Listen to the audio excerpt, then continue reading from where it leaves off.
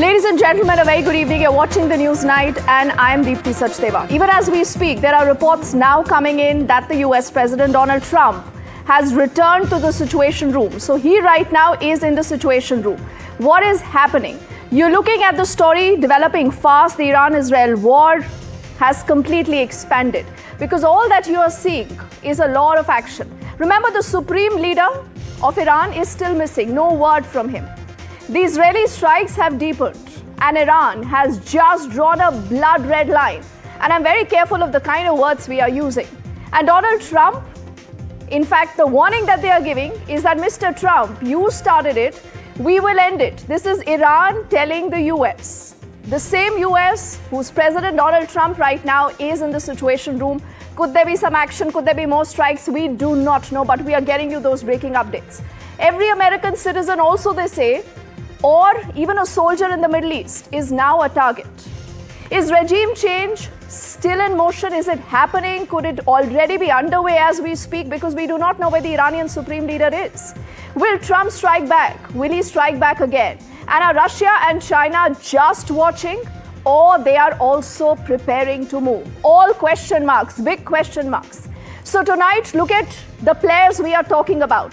We are talking of Tehran, we are talking of Tel Aviv, we are talking of Donald Trump in the Situation Room and the brink of this global conflict. The fuse is lit. What could happen next? And where is the supreme leader? No one knows about him. Regime change, successor, a lot of being discussed. But quickly, let's get you the breaking update coming in on top of the show as the story is developing fast. And like I said, the US President Donald Trump is all set to enter the Situation Room is what we are learning. The US officials actually say that the Trump administration could be preparing for a possible Iranian retaliation against American bases in the Gulf following some recent strikes on Iran's nuclear facilities. Let me decode this story for you. What has happened is that there has been a lot of chatter of an American base in Syria that possibly has been hit by Iran. There is no confirmation, these are reports. And now there are reports also saying that there could be a retaliation and the president of the US, Donald Trump, is going to be looking at some kind of action. Qatar, in the meantime, has shut down its airspace. I think we have some more videos and audio tapes that we can play out for you right away.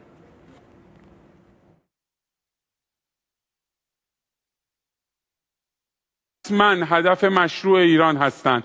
آمریکا با این اقدامی که انجام داد علیه ایران و حریم هوایی ایران را شکست و جنایت علیه ایران انجام داد دیگه جایی در منطقه غرب آسیا نداره. آقای رئیس جمهور آمریکا، شما شروع کردید و ما تمومش خواهیم کرد. Now, let me quickly recap what you have seen. This is an Iranian news station that has claimed that we will strike against America. But let's go back to those breaking updates and we'll fire that breaking for you also on our screens right now. Qatar has already shut down its airspace, and on your screens are more details of the US military bases. Now, there are a lot of options that Iran can exercise right now, and I'm going to tell you about that also very shortly. I also want to ask our team if they can play out more breaking updates on this story. Donald Trump has also taken to the social media a little while earlier where he's responded to that charge and that report that has come in that Russia, remember, could offer its nukes to Iran. Will that happen? Will we see Russia getting into this war much like America has gone into this? And what happens to the escalation from here on? Multiple details also right now coming in of what possible action could be taken as far as this story is concerned. And Qatar, like I said, has shut down its airspace. An imminent threat of the Iranian strikes are a what of lot of news reportage are actually talking about.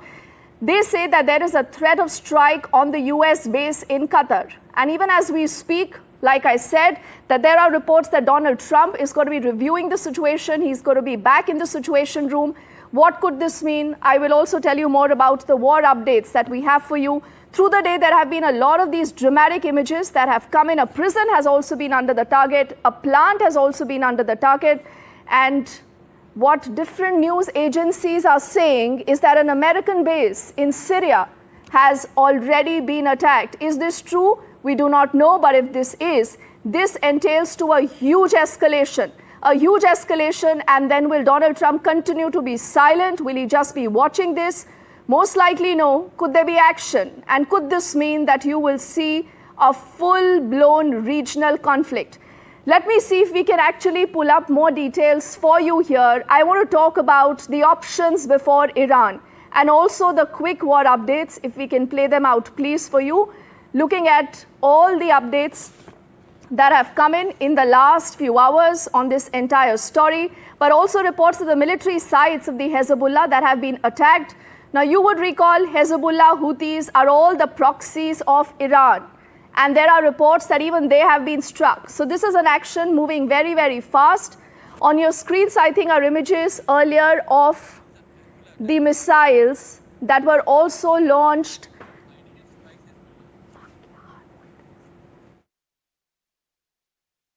I'm told that the IDF is actually speaking about the strikes earlier on the Hezbollah teams there, and there is already a warning to Tehran. I want to play out the options before Iran, before I get in our guest also on this story. And the options before Iran, remember, now are limited, but there are three large options if you look at the entire story. The first is a full-blown military escalation. Is Iran prepared to do this? Does Iran have the wherewithal to put that out? Does it have the resources? Will it be doing this all alone, or will you see Russia and China also getting into this war? Now, through the day, you have seen those images, and if we can put that out, also of Russia and Iran, the new bonhomie, the new axis that already is known to the world, but that axis continues to become stronger. And on the bottom of your screens are more updates as far as the story is concerned. And that's the moment where you have seen Russia standing with Iran. And in all inclination, what you can also understand that in case there are world capitals who need to take a side, most probably you will have Russia and China looking at standing with Iran. Now, the IDF in the meantime has asked Tehran residents to evacuate. So multiple details right now coming in. Donald Trump about to enter the Situation Room. You have the IDF that actually says the citizens must evacuate specific areas.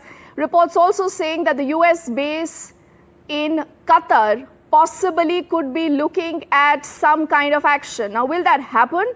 And American military base, has it been struck? There is no official confirmation, but these are reports right now coming in. And let's see if we can put out details of the military bases of the US. When it comes to the Middle East, there are multiple of them. Remember, about 40 to 50,000 personnel, along with a lot of weapons, armory, machinery, that could also become the potential target in case Iran has already escalated this situation.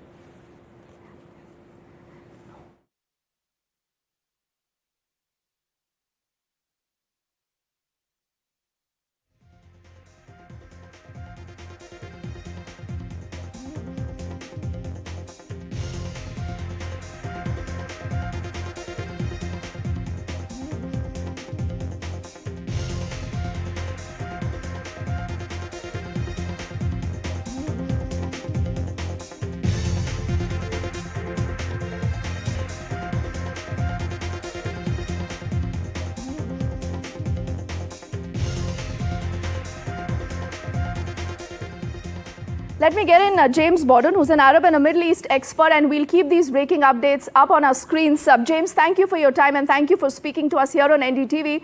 It's an active situation right now. There are major updates coming in. Donald Trump about to enter the Situation Room.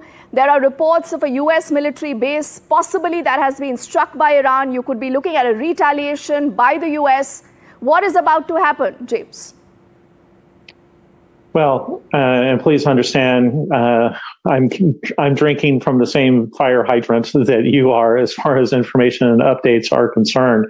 And so hearing that Trump is entering into the Situation Room would largely confirm in my mind that there has been an actual strike in Syria, or that they know that there is a batch of missiles on their way to that base. Also knowing that Qatar has closed its airspace and is trying to get that large amount, just vast amount of civilian traffic out of the way, also speaks to the fact that they likely have already had communication that says there is going to be a strike within a certain time frame within the next hour or two, I would imagine. So right now, as you said, it's a very complex, very dynamic environment. I'm watching some of these updates that you are actually providing and just considering here the possibilities. It definitely seems that Israel is going to ramp up its attacks, and moving these residents out of Tehran speaks to either a larger number of sorties against individual targets, or they could be going to an escalatory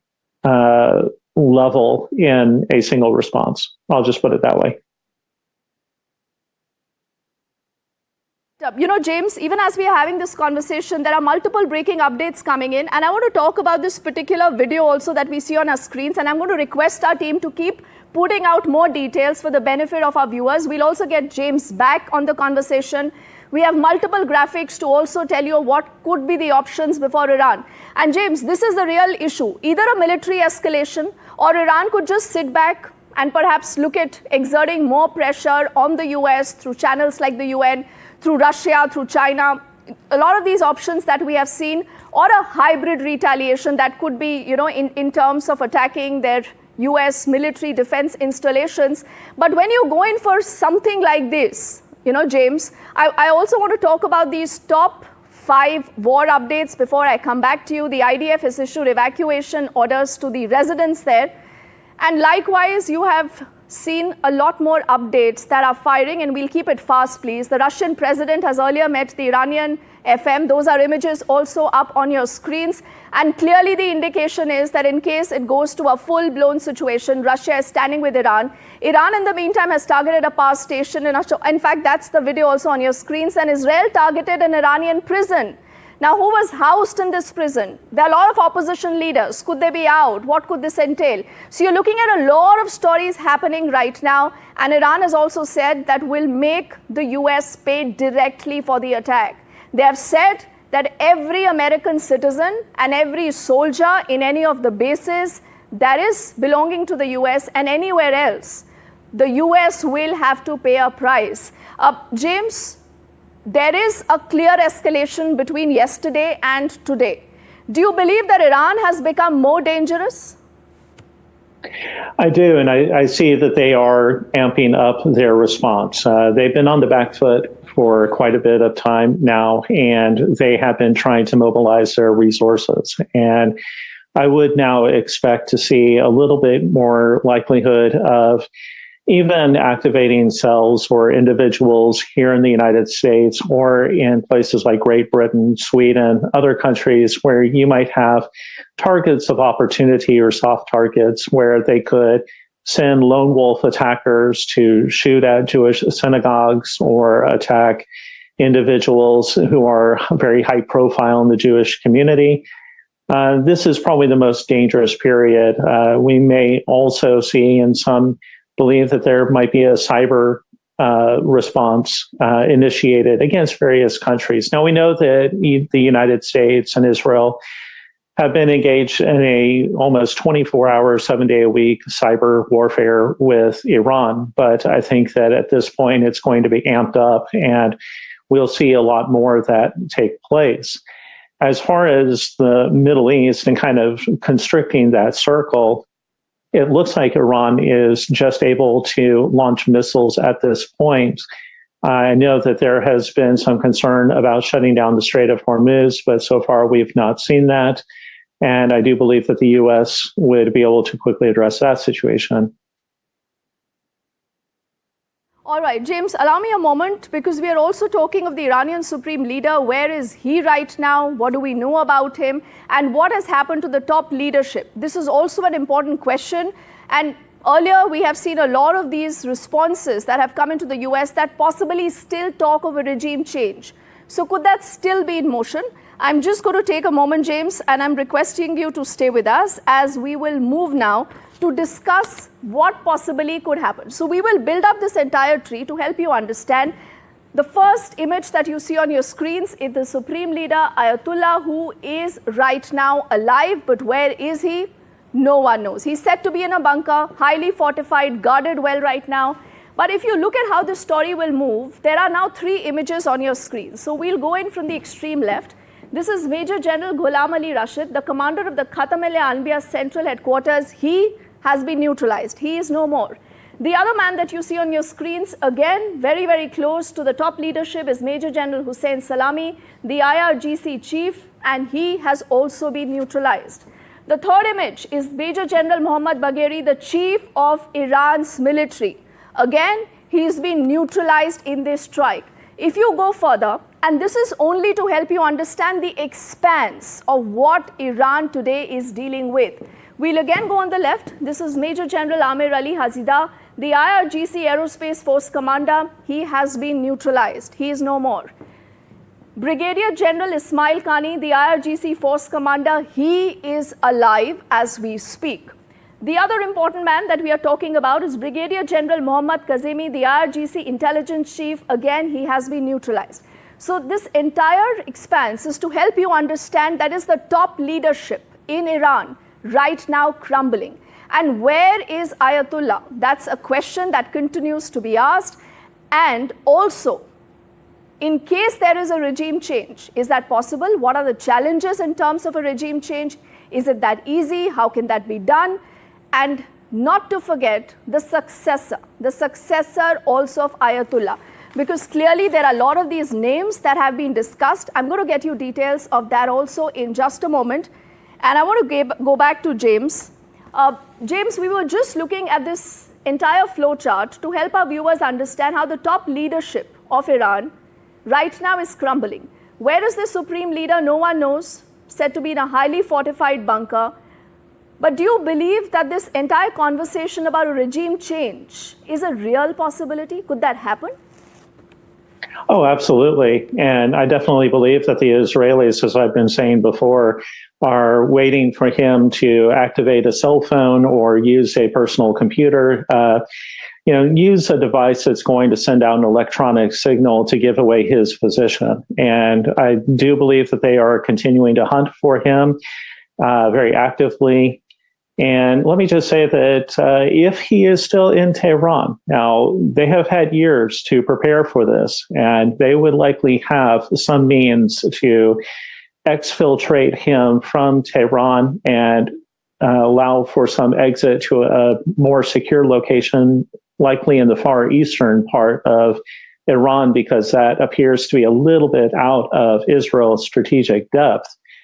But he is definitely, anywhere he goes, he is not going to stay in the same location for an hour or two put together. They're going to constantly move him around. He's going to not sleep in the same bed or stay in the same room for 1 hour to the next or night. And again, the Israelis will continue to hunt him. And I think that the United States will continue to use its SIGINT or signal intelligence assets right now are probably largely focused on Iran to assist the Israelis with finding anything that would provide disclosure of his location. But how exactly could that happen? The road ahead is very, very difficult. There are a lot of challenges, even if one wants to neutralize the supreme leader. So let's even look at that detail for the benefit of our viewers to help them understand where possibly the story could move. So when you talk of the challenges are many. When you talk of Iran, you're looking at a lot of reasons and the successor. So I'm going to tell you about all that, and we'll put out those graphics now on our screens. What are the challenges to killing the supreme leader? The first important one that we just spoke about, he's protected by a shadowy elite unit that not even many know that exists. That is only and only for his protection. That's first important point. Let's bring up the next important detail also on your screens. Top Iranian officials have also been kept in the dark. So, if less number of people know about it, the chances of a leak obviously are minimal, and hence the safety of the supreme leader as far as he's concerned. He is apparently sheltered in a fortified bunker off the grid clearly telling you more of this high value asset that Iran has and something that US wants. You would remember Donald Trump had actually said that I know where the supreme leader is, clearly giving an indication that in case he wants to strike, he can, but he will strike at will. The next important point, he's surrounded by layers of the IRGC security. This is important. There are multiple layers of security. The surveillance is quite strong. We also did tell you that he doesn't have too many electronic communication gadgets around him. And this also tells you that the chances of surveillance get minimal. But will the US strike him? Could there be an update about him? Because we haven't heard about him. There have been a lot of concerns about his health, about a regime change, about his successors. And we'll also look at the successors possibly who could succeed. Who next after the supreme leader? This is all an important conversation. The first man that you see on your screens, his name is Mojtaba Khamenei. He is the second son of the supreme leader. What more do we know about him? He has deep ties with the IRGC and Iran's clerical establishment. A lot of names are being discussed. We'll go by these names one by one. Let's bring up the next name and the next picture that you must look at carefully. The name is Ali Reza Arafi. He's a trusted confidant of the supreme leader. What more do we know about him? He holds key positions, second deputy chairman of the Assembly of Experts. This is the importance of this particular phase, who could be a successor to the supreme leader. Let's bring up the next important detail also on your screens. Now, his name is Ali Asghar Hezazi. What is significant about this name and why possibly he could be a successor? He's a political security affairs official in Ayatollah's office. He's a powerful intelligence official that many believe could help him reach that top post. But again, will that happen? No one knows anything. The other name that is being discussed is Ali Akbar Velayati. He's a former foreign minister, said to be again very powerful and close to the supreme leader. Brings us to our next important name, and we've just picked up 5 of this because there has been a lot of conversation about a lot of names. Could it be someone not a part of the list? Most likely, but we have to see how the story moves, the story moving very, very fast. And I want to see if we can bring up the next picture. This is Mohammad Golpangni. He's a chief of staff in Ayatollah's office, again, most trusted. When you're talking of the Iranian supreme leader, James, clearly we do not know where he is. A regime change, no one knows if that could be possible. A lot of names of the successors and all are also being discussed. But what do you make of the entire sequence of events ever since the strike? Iran has also dared the US and it has said, we will hit back, we will strike back. You have to remember that Iran has been full of bluster for many years. And they have been allowed to become something of a much bigger threat and the big bad bear in foreign policy circles. Iran talks a big game, and they have made some very spectacular attacks which have threatened the West and have influenced a lot of foreign policy. But we also have to remember that, again, they are very weak. They are at a much weaker position than they have been in many years financially. They have been racked by the sanctions that have been imposed upon them. Their military is incredibly underfunded, especially the traditional conventional forces. A lot of the majority of the funding has been going to their missile and nuclear program because their offensive strategy has been to reach out and hit Israel, their main opponent, from more proximate positions. And so they've allowed a lot of their military to atrophy. So yes, they've got a lot of bluster and they can strike in a lot of ways, but I don't want to overblow blow this out of proportion and say that Iran, can do something incredibly terrible. So we need to keep that expectation level moderate. All right, and James, I must, share this information with our viewers that explosions are being heard in Qatar, according to most of the agencies. There are a lot of these breaking developments and updates that are also right now coming in, that Iran has retaliated against the US. Reports say, and I'm repeating this, the US base in Qatar has been attacked. Reports also say that Iranian agencies have fired missiles at the US base in Qatar, and that is why you have those strong explosions that have been heard in Doha. I want to see if we can actually put out the entire map graphics to help our viewers understand the US presence in the Middle East, where really are these bases. And then we'll also try to get our reporter live with us to get you these updates. And in the middle of this, we'll also talk about Russia, China, how far could they go? Qatar, in fact, has fired air defense to intercept the Iranian missiles, is what we are learning. Iran has struck the Al Udeid American military base in Qatar. Our reports coming in response to the US bombing at the nuclear sites. On your screens are those graphics that I'm just talking about, and I want to see if we can also take this on our big wall for more clarity. But there are multiple of these details that you will see gradually going in. Let's look at these sites we are looking at. Qatar, you have the Al Udeid Air Base. This is the largest US military base, 100 aircraft and drones, 8,000 troops, major air operations hub. The reports say that this is the base that possibly has been attacked. Again, like I said, these are reports coming in. We are still awaiting more details. But this, if has been hit by Iran, a clear escalation. We'll get you more details of where else do you have these bases of the US. In Bahrain, you have the naval support activity. This has about 9,000 personnel, and the US Navy's 5th Fleet headquarters is what you see here in Bahrain. We'll bring up the next important location here on this map as we will just zoom out. This is in Saudi Arabia. You have the Prince Sultan Air Base. This has about 2,700 troops, strategic air power base, again of the US. Throughout the area, about 40 to 50,000 US personnel with a good amount of equipment, machines, is all located at these bases. We'll go to the next location also very quickly now, and this is Kuwait. In Kuwait, you have the Camp Arif Jan, located about 55 kilometers southeast of the Kuwait city, key logistics and the Joint Force Base. So let's, James, try and understand whether, if these reports are true, and if Iran really has struck the US military base in Qatar, this clearly means an escalation. Oh, absolutely. And I think actually it's a mistake on the part of Iran, because Qatar has been working with Iran very closely. Qatar was actually kind of cut out of and pushed away from the GCC because of their close relationship with Iran.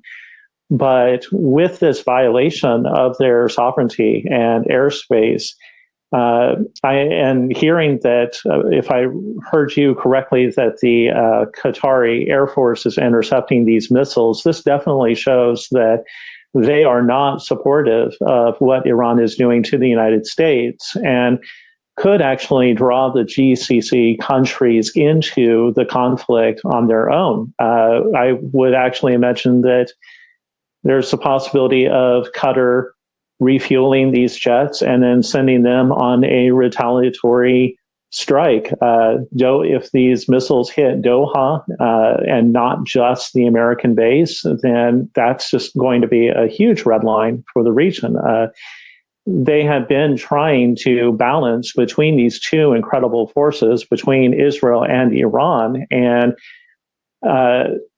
the Gulf countries, they don't want a hegemonic Iran, and they don't want a hegemonic Israel, and they're trying to keep these balances, and they are always getting caught in the crossfire, and they have been preparing for a long time with developing very heavy Air Force components to keep Iran at bay. So this is a very significant development, and watching what will happen with the United Arab Emirates, who they have been, the UAE has been addressing threats as far away as Africa, the Horn of Africa and Somalia. They also participated against Yemen when Saudi Arabia attacked them, and Yemen is an Iranian ally. So very complex set of events happening and unfolding right now. And I would definitely wait for that next shoe to fall. All right, James, it's a fast developing story. Again, reports coming in that Al Arabia says here that Iran has also launched missiles at the US bases in Bahrain and in Kuwait. And Donald Trump is expected to be in the Situation Room in the next 5 minutes. Even as we speak, the US jets are scrambling over Saudi Arabia, and Iran has launched 10 missiles towards the US base in Qatar, is what we are learning. All these details are flashing on your screens. Reuters says explosions have been heard over Doha. Initial details, but important for you to look at the context, the impact. We'll also try to get our reporters live to get you exactly more perspective to this. But also the Iranian agency reports the initiation of Operation Annunciation of Victory, targeting the US military bases in both Iraq and Qatar. I'm told Vishal is with us. Vishal, what more do we know? So, Deepti, this was widely expected because Iran had been clamoring about this ever since this conflict started about 10 days ago. When Israel first bombed Iran territory, they had been blaming the US for these attacks. They had been saying Israel wouldn't have gone through with this plan if US had not supported them. And now US is fully involved in this war. So Iran was totally prepared, and Iran has launched fresh attacks, retaliated against the attack that US conducted just a few days ago, just 2 days ago, actually. So this goes to show that Iran had in its arsenal the preparations, the missiles. The ballistic missile program in Iran is already quite strong. They have reportedly 20 to 30,000 ballistic missiles. It remains to be seen the damage that they have done when they have launched these new attacks. As you mentioned, they have been sending missiles to Bahrain, Qatar. It remains to be seen the damage done. But in the Middle East, to give you a perspective, there are at least 26 to 27 US bases all over the region, housing 40 to 50,000 troops. So that gives you a scale of damage these missiles can do. But at the same time, a lot of evacuation operations had been conducted in the last week in preparation for these scenarios. So it has to be seen in the next few hours or so as to what kind of damage has been done.